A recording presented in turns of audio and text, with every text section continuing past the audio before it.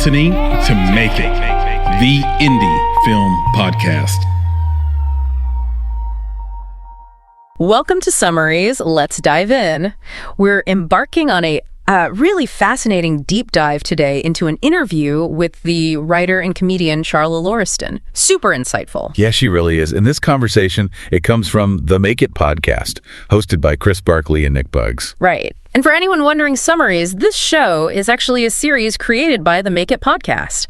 So today we're kind of pulling out the best bits, the nuggets, from their chat with Charla. And she's got quite the resume. Comedy writer, supervising producer on NBC's Grand Crew, plus she created the Working Writer course. Exactly. So our mission today really is to unpack her journey, glean some wisdom about navigating creative paths, identity, and just thriving in the entertainment industry. And it's such a rich conversation. Lots of surprising facts and those aha moments that honestly resonate way beyond just comedy. Charla gives this really candid, often funny look at her own evolution, personally and professionally, from, growing up in Haiti to the complexities of a Hollywood writer's room. So we'll try to connect the dots between her unique perspective and maybe some more universal experiences. Give you a shortcut to understanding what it takes to build an authentic creative life. Okay, let's do that. Let's unpack this, starting right at the beginning. Charla's early life. She talked about moving from Haiti to the U.S. when she was only 4. Yeah. And she has these really prominent memories of, a communal, intergenerational upbringing, living on a beach in northern Haiti with her grandmother, aunt, uncle, cousins. Paints quite a picture. And what's fascinating here is the contrast she notes. Her family was well-to-do in Haiti. Right. But they still sought the, perceived benefits of the U.S. And this makes her later comments on Haiti's current situation even more stark. She describes it as never-ending sadness, a hellscape since the president's assassination. Ongoing issues, gangs, lack of basic necessities. It really makes you think about global privilege, doesn't it? It really does. Chris Barkley, on the original podcast, he highlighted how Western society often just moves on from a thing so quickly. And Charla added, there's a definite privilege of the United States we tend to overlook. She even mentioned a joke she has about visiting India and thinking, God bless America, when faced with some harsh realities there. It's a powerful reminder.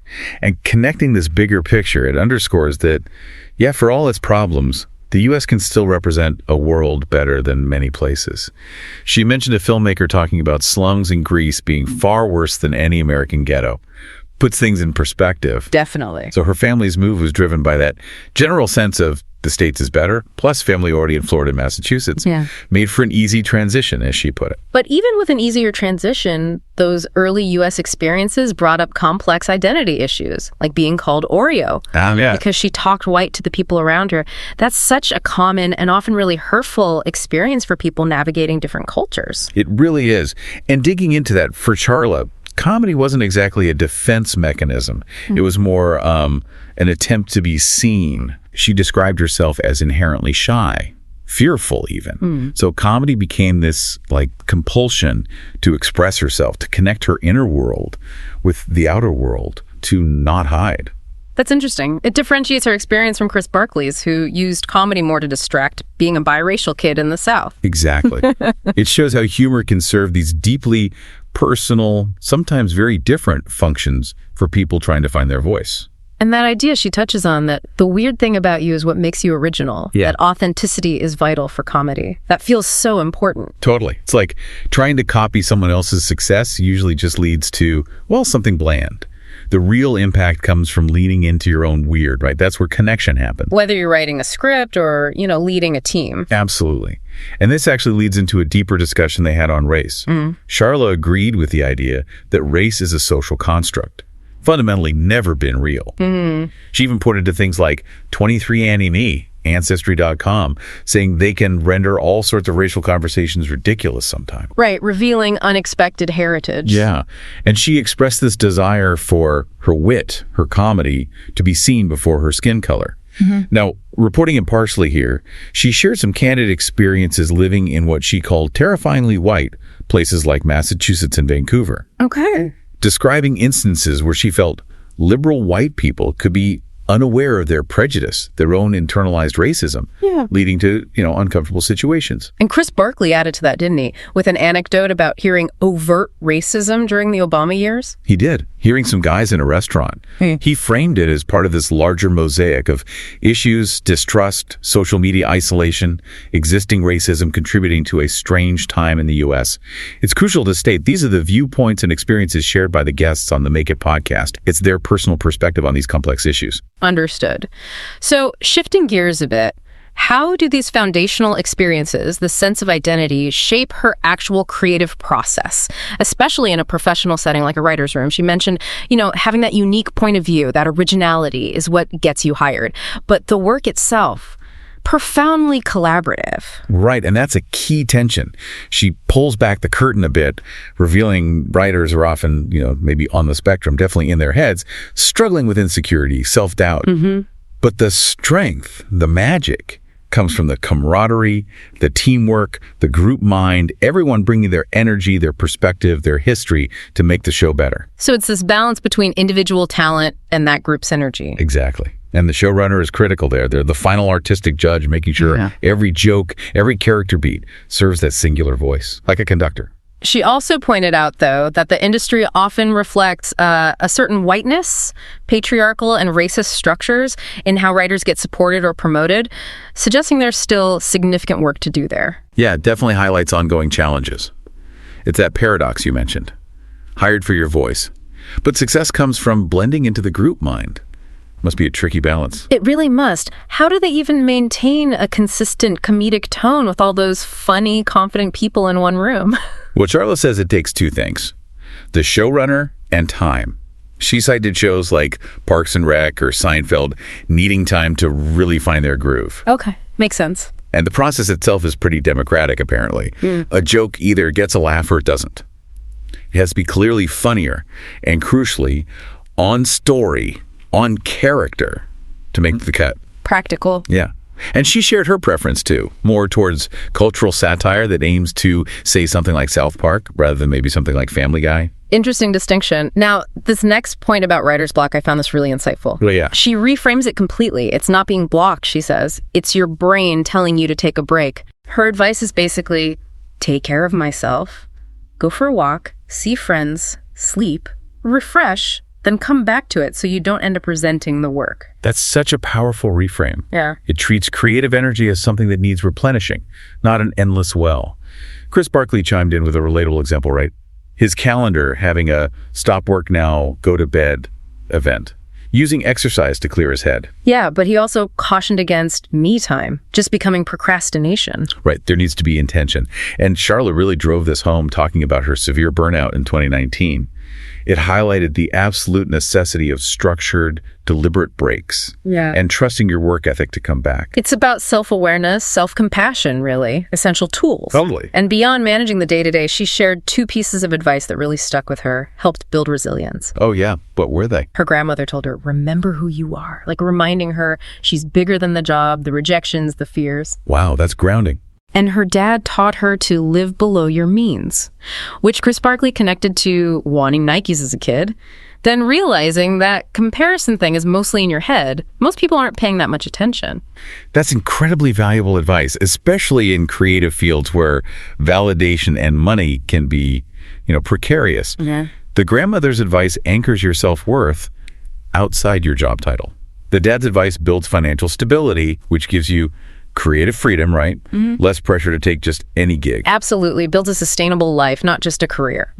Okay, so building on that foundation, she gets practical for aspiring screenwriters. She points out two big pitfalls. First, thinking that getting a manager is going to change your life, especially if you don't have any actual work to show them, like a script or a web series. Right, putting the cart before the horse.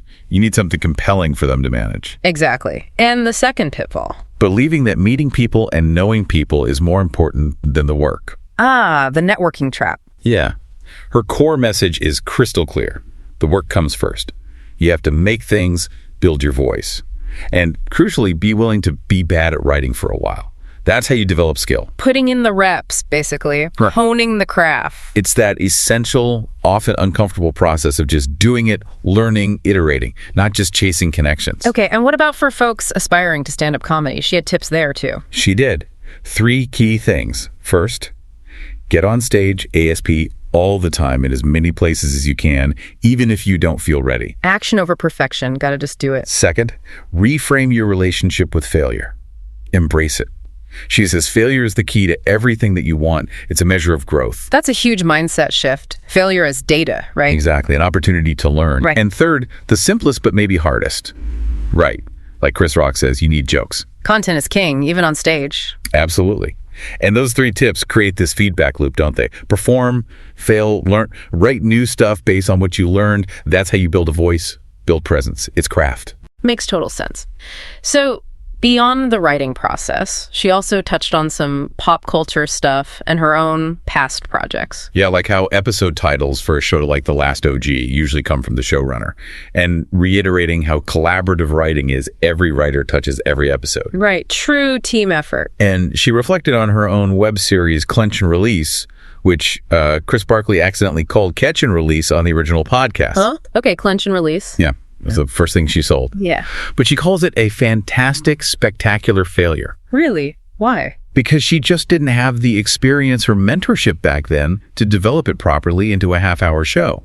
But importantly, she saw it as a super valuable experience, a stepping stone. Learning from failure again. It's a recurring theme. Definitely. Okay, now things got pretty candid when the discussion turned to the Dave Chappelle and Joe Rogan phenomenon. We should be clear here. These are Charla's expressed opinions from the Source interview. Right. Important distinction. So she stated she feels Dave Chappelle is, quote, sucking up all the air in the room. And she described his controversial bit about trans people as tone deaf, not compassionate, and old-timey. Okay. Her view was that he's not in step with what we need right now, and she advocated for new voices, more acceptance, compassion, and understanding. Did she address the free speech angle? She did. She acknowledged the importance of free speech for comedians, but asserted it shouldn't be used to, quote, cloak homophobia. Regarding Joe Rogan, she mentioned she doesn't listen as much, maybe just catches the viral episodes. So again, these are her direct viewpoints shared on the Make It podcast. Got it. Important context. So looking ahead, what's next for Charla? Any future projects mentioned? Well, she talked about her past podcast experience, The Secret Lives of Black Women. Yeah. Co-hosted it for 3 seasons on Stitcher before it got dropped. Oh, okay. And she actually had another podcast in development at NPR, but she stepped away. Burnout again. Wow, that burnout theme is significant for her. It really seems to be.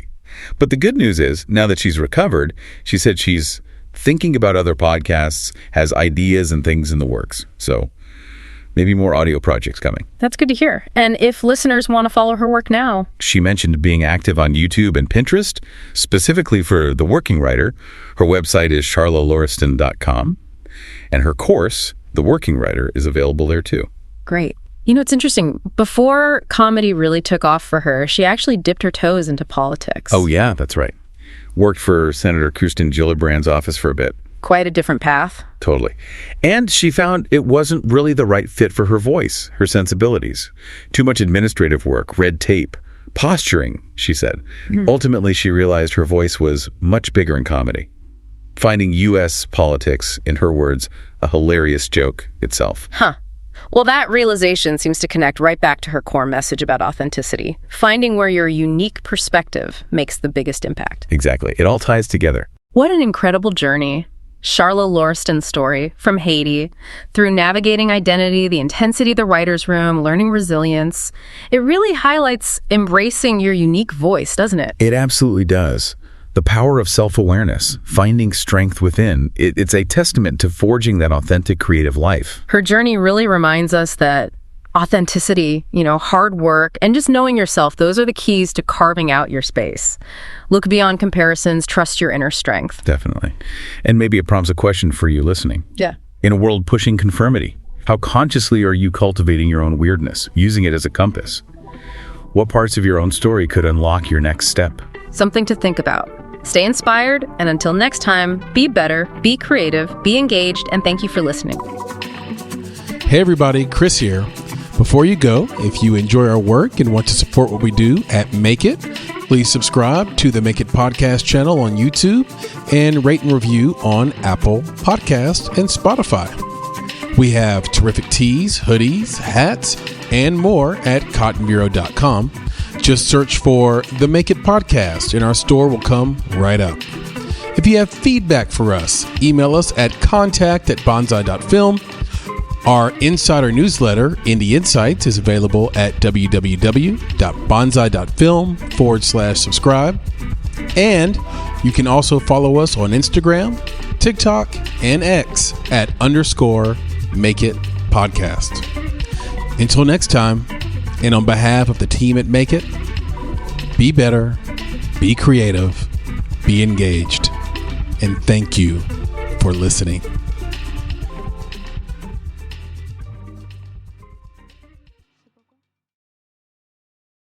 You just realized your business needed to hire someone yesterday. How can you find amazing candidates fast? Easy. Just use Indeed. Stop struggling to get your job post seen on other job sites. With Indeed sponsored jobs, your post jumps to the top of the page for your relevant candidates, so you can reach the people you want faster. According to Indeed data, sponsored jobs posted directly on Indeed have 45% more applications than non-sponsored jobs. Don't wait any longer. Speed up your hiring right now with Indeed. And listeners of this show will get a $75 sponsored job credit to get your jobs more visibility at Indeed.com/PODKATZ13. Just go to Indeed.com/PODKATZ13 right now and support our show by saying you heard about Indeed on this podcast. Terms and conditions apply. Hiring? Indeed is all you need.